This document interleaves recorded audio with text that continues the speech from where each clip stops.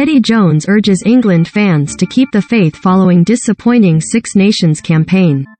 "I couldn't be more excited about the prospects for this team," Eddie Jones insisted, after his side slumped to a third-place finish following a 25-13 defeat of France in Paris.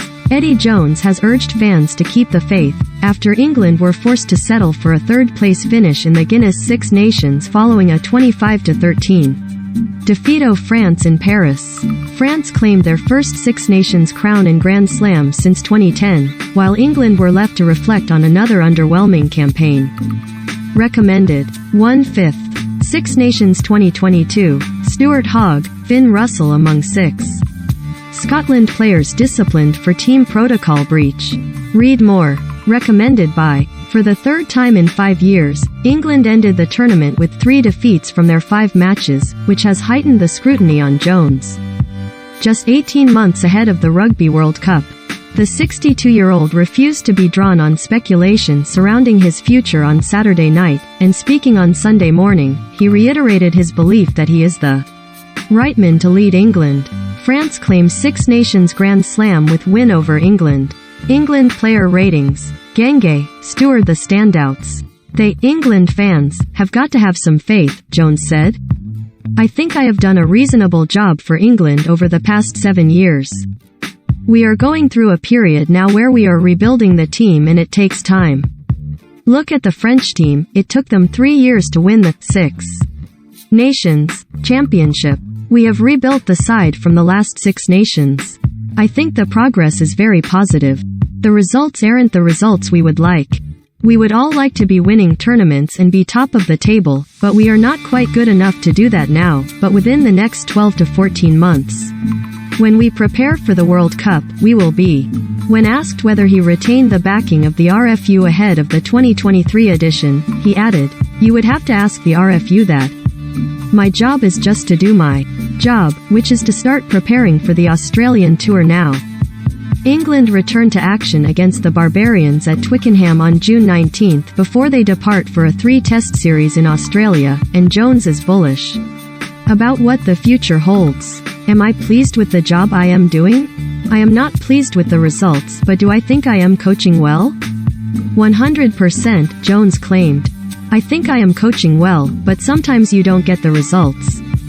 I've coached for long enough to know that this is all part of rebuilding a team, and rebuilding a team at international level is a complex and intriguing project, particularly when you're coaching a team like England.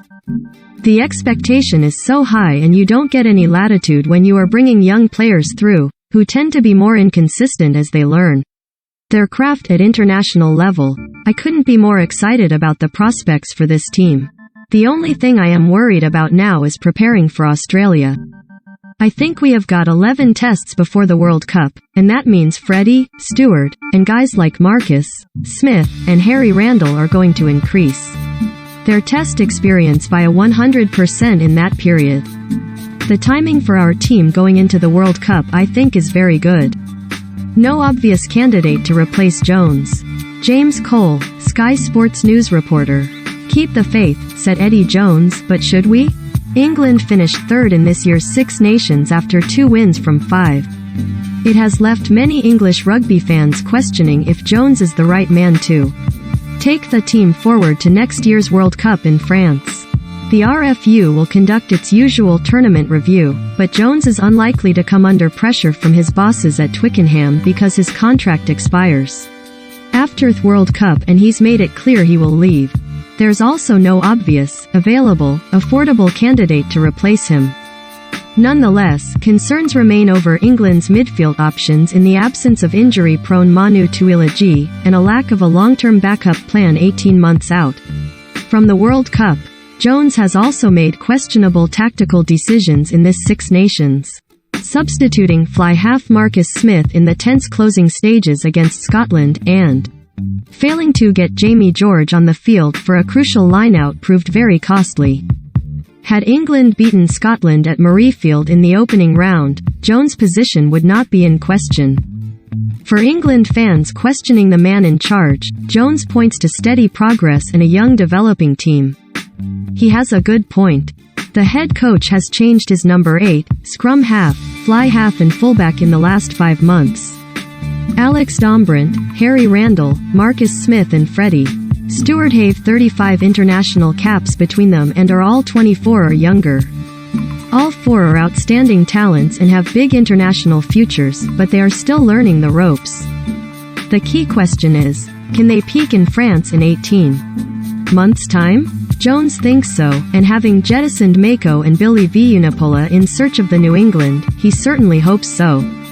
It is worth noting too that England's backline is missing the talent and experience of Captain Owen Farrell, Anthony Watson, Johnny May and Jonathan Joseph too.